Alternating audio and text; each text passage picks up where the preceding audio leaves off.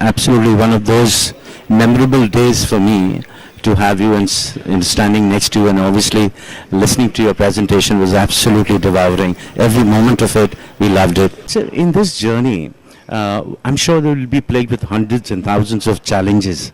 So how did you dealt with all these challenges? In which Yes, the challenges that you face and you keep facing.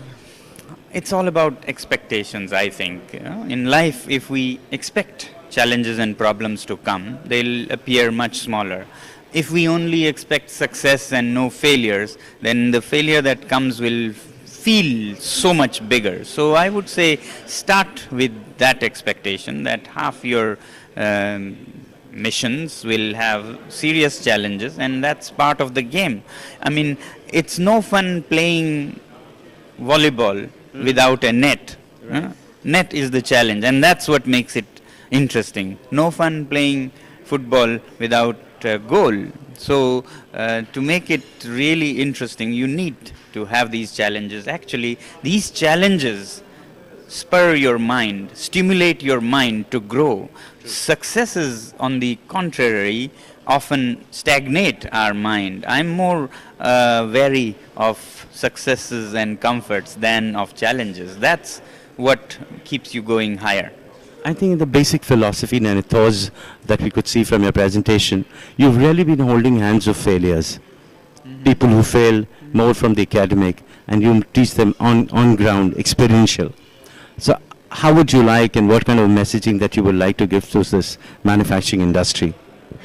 First of all, failing in a system that is poor in the first place is no big deal. I mean, there's nothing failing about a person in failing in a system that doesn't mean much to real life. But in general also, failures ground us. Failures make us mature. Failures make us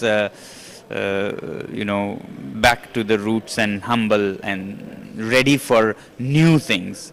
And similarly, I think in all fields, including manufacture, we need to keep striving to get it right. And in the process, if we do not get it right, it's a part of the lesson for ourselves and for future also. So it is a well worth investment, and something that we should start with an expectation of.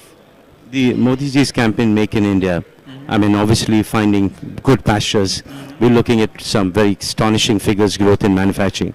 What will be the one key messaging that you would like to give to the manufacturing industry in the country? First of all, it's a great movement, well-deserved, long overdue campaign for a great and huge nation like India. I would only say that a nation of the size and stature of India should not only be copying things from here and there. There needs to be original research and development in our own country and lead the world rather than follow their footsteps. That's what I would say. Our institutions, our universities need to be doing cutting edge, primary research together with industry. There needs to be linking of industry and institutions. This I feel is not happening, and the industry is losing and academic is losing. Sir, I was very, very impressed in terms of the gender diversity. Even in Ladakh, you brought the women folks up front and getting in them and making, succeed, especially in the ice hockey. Manufacturing industry is also played with gender diversity. What would you like to give a messaging to the leaders in the manufacturing to inculcate and promote the women folks to get into the mainstream of manufacturing? I think there are so many things where women are far better. The kind of care, concern, compassion they can bring, it's hard with men often. Yeah.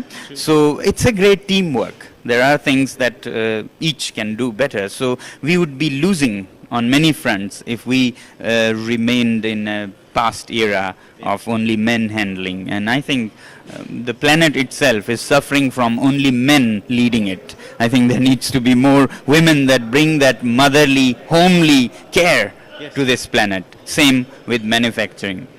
Absolute pleasure, sir. Can't thank you enough. Thank you.